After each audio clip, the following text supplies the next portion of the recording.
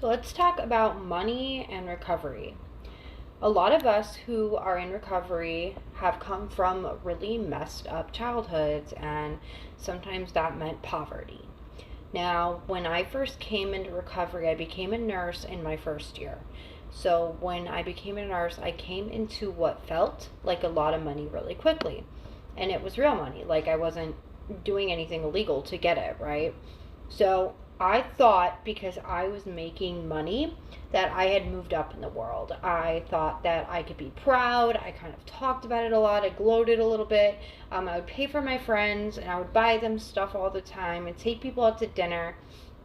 That wasn't really right because I was trying to make up for my past. I was trying to make myself look better. I was trying to feel better. I was trying to feel like I integrated into society in a way that I hadn't yet, I guess.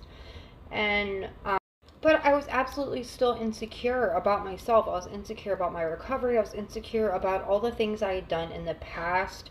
The criminal activity, the charges, the justice system.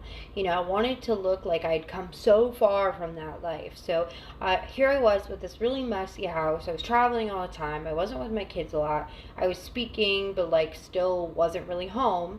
I didn't really have a family. All I had was a ton of clothes and a ton of belongings that did not matter. Okay.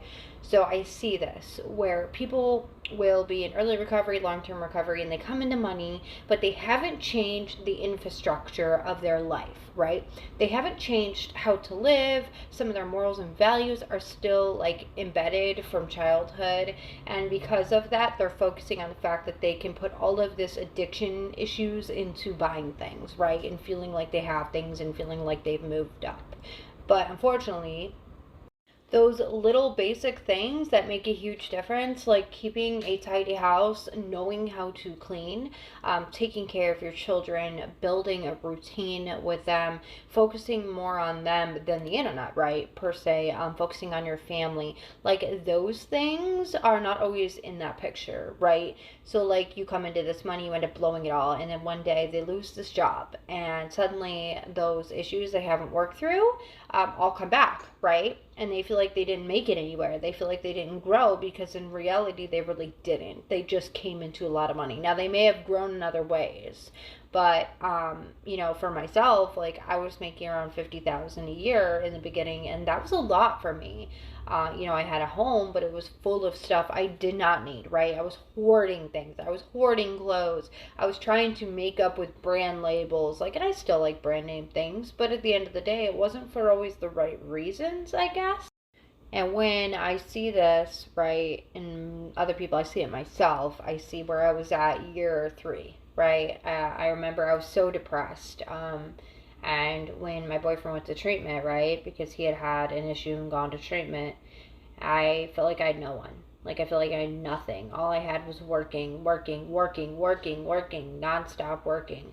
And I would rather work a couple days a week and be with my kids and have a clean home and have a family than not be able to balance my life, because at the end of the day it is all about balance. It is about rewiring your brain so that you can do all of these things in your home with your family and on the outside, so you can advance your career and your presence, but internally become more comfortable with yourself and love yourself and your kids. Like, I like makeup, I like looking pretty, I like all of that, but at the same time I still now love myself a lot differently than I used to, and I don't have to prove that anymore.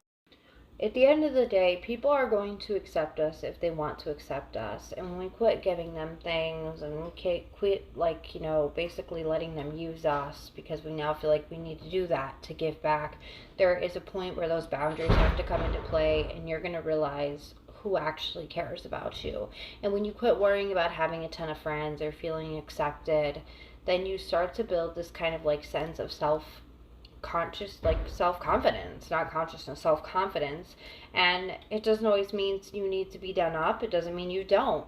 It just means you love who you love and you're okay with who's in your circle, and you're always striving to become better in all areas of your life, because honestly, money is just not it. Money is not everything. And I'm going to say this over and over again: just because you came into money and recovery doesn't mean you have moved up as a human being. And you may have in one sense, but there's a lot of others to work on too. I know people who don't make really anything, right? That basically live off what little they have, and they live like someone who has their life together. And that's where this all kind of starts and it spreads, right? If you know that like you didn't know how to clean growing up, then you learn how to clean. You learn how to take care of yourself. You learn how to take care of your kids. You learn how to build a structure and routine with them. You learn how to be honest. You learn how to admit when you're wrong. These are all a part of this, and class does not come from money. I mean, that is just one part of a whole that sometimes doesn't even matter. So that's why I'm saying this, because if you're somebody who's looking to like basically strive to cover up that image of who you used to be, stop doing that. It's okay. You came a long way. Be proud from whatever step you've taken, because that is so beautiful and important, and just keep progressing in your recovery, whatever that looks like.